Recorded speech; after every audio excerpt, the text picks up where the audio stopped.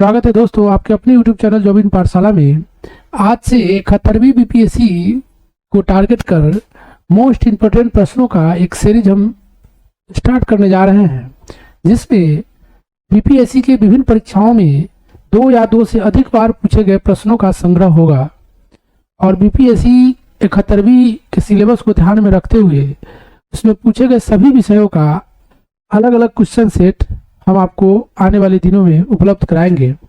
इस क्रम में आज हिस्ट्री सेक्शन से शुरुआत करने जा रहे हैं, जिसमें प्राचीन इतिहास से संबंधित 28 प्रश्नों को हम आज कराएंगे, जो बीपीएससी के विभिन्न एग्जामों में 2 या 2 से अधिक बार पूछ चुका है और यह आगामी TRE 4 71वीं बीपीएससी और बीपीएससी द्वारा कंडक्ट कराए जाने वाले सभी एग्जामों के लिए बहुत ही महत्वपूर्ण सिद्ध होगा।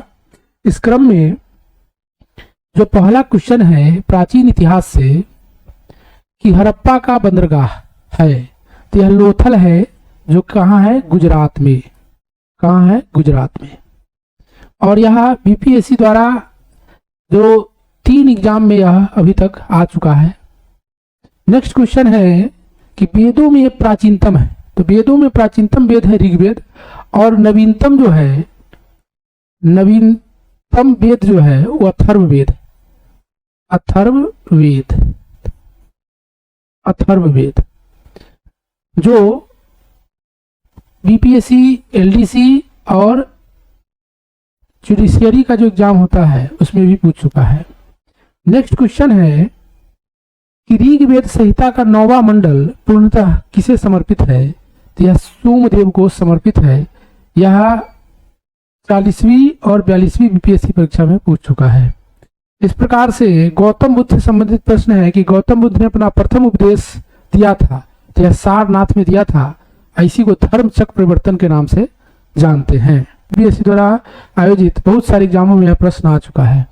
5वां नंबर क्वेश्चन है त्रिपिटक धार्मिक पुस्तक है, तो यह बौद्ध धर्म का पुस्तक है और त्रिपिटक में सूत पिटक, अधिधम पिटक और विनय पिटक आता है। नेक्स्ट क्वेश्चन है कि महावीर का जन्म स्थान है, तो यह कुंडग्राम है। और 7वां नंबर क्वेश्चन है कि जैन धर्म के प्रवर्तक महावीर जी का मुख्य स्थान स्थित है, तो यह पावापुरी में स्थित है। नेक्स्ट क्वेश्चन बहुत ही महत्वपूर्ण है कि महात्मा बुद्ध ने परिनिर्वाण प्राप्त किया, तो यह कुशीनगर में। कुशीनगर कहाँ है? तो यह यूपी में है। 9 नंबर क्वेश्चन है कि भगवान बुद्ध के महापरिनिर्वाण के बाद पहली बौद्ध संगतियां कहाँ हुई थी? तो यह राजगीर में हुई थी। 4 बौद्ध संगतियां अभी तक हो चुकी है, जिसको याद करने के लिए हम इस ट्रिक का सहारा लेंगे। यह क्या है? रावयपाकू। पहला है राजगीर, दूसरा है वैशाली और तीसरा है पाटलिपुत्र। इस क्रम में जो चौथा है वह कुंडलवन, कश्मीर।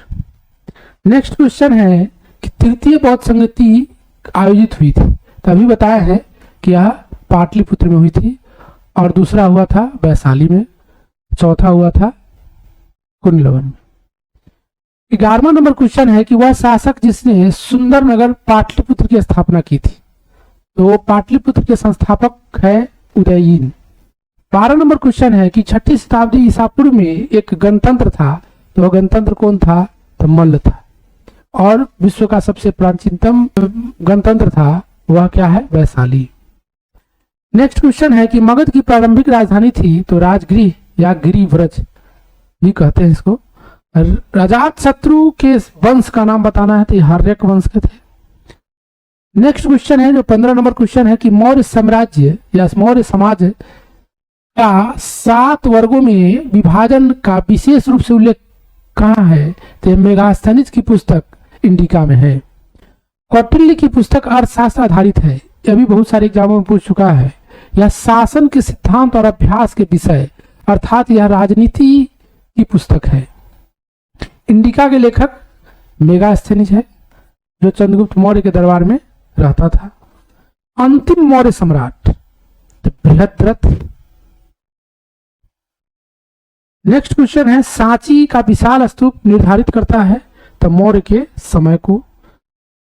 20 नंबर क्वेश्चन है कि प्राचीन भारत का नेपोलियन कहा जाता है तो यह समुद्रगुप्त को कहा जाता है।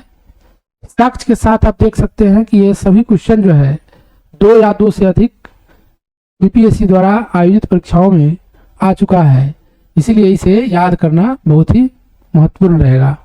नालंदा विश्वविद्यालय विश्व प्रसिद्ध है यह बौद्ध धर्म के लिए। कुमार गुप्त इसके संस्थापक थे। वह कवि जिसने कुमार संभवम महाकाव्य लिखा तो यह कालिदास। महमूद गजनवी ने अपना अंतिम सैन्य अभियान भारत पर किया था तो यह जाटों के विरुद्ध किया था, और कब किया था तो 1027 में। खजुराहो के विश्व प्रसिद्ध मंदिर का निर्माण करवाया था तो चंदेलों ने करवाया था।